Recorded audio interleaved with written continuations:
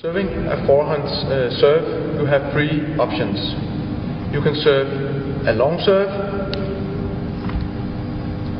you can serve a short serve, or you can flick. Let's start with the long forehand serve. In preparing for a long forehand serve, first you will need to find a place on the court where you feel comfortable to serve. Some players like to stand closer to the net, some players like to stand further back. It's really up to personal preference, but it is important that you stand the same place every time. When you have found a place you feel comfortable with, you should start by placing your feet with a comfortable distance apart. Also, in this position, your chest should be facing the net post. As you start to serve, you would shift your weight to the rear leg and you would get your arm into a starting position.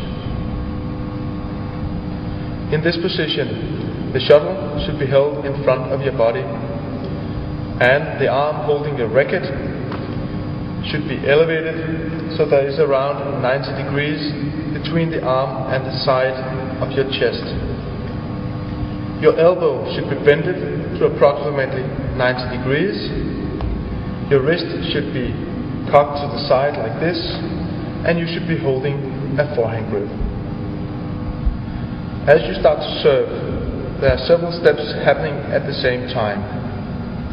You should push up and forward with your back leg, which will shift the weight from the back leg towards the front leg. At the same time, you will rotate in your hips so that they end up being nearly parallel with the net. Also, you will start by opening up your chest, stretching out your elbow, start swinging your racket, and at the same time opening up in your wrist and follow through with the racket over the shoulder. There's a few things to keep in mind serving a long forehand serve. First, you should try to time the drop of your shuttle and swing of your racket so that you hit the shuttle a little bit in front of your body. This timing might be difficult in the beginning, but with lots of practice you should be fine.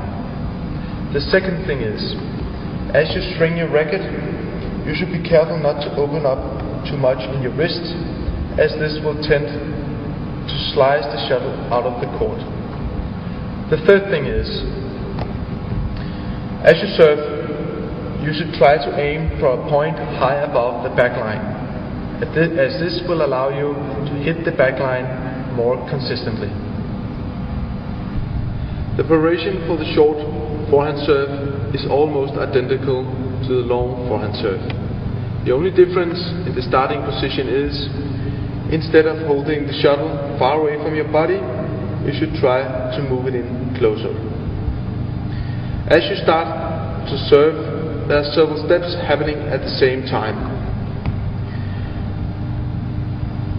You should shift the weight from the back foot towards the front foot, and at the same time you should swing your racket in a much smaller swing, keeping the elbow close to your body and opening up in your wrist so that the racket head is parallel with the net.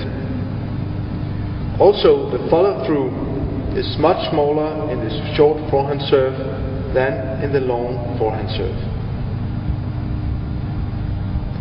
The flick serve is identical to the short serve in every way, except at the very last moment, instead of hitting the shuttle softly, you will flick with your wrist, sending the shuttle quickly to the back of the court. The flick serve is used to surprise your opponent and gain the advantage.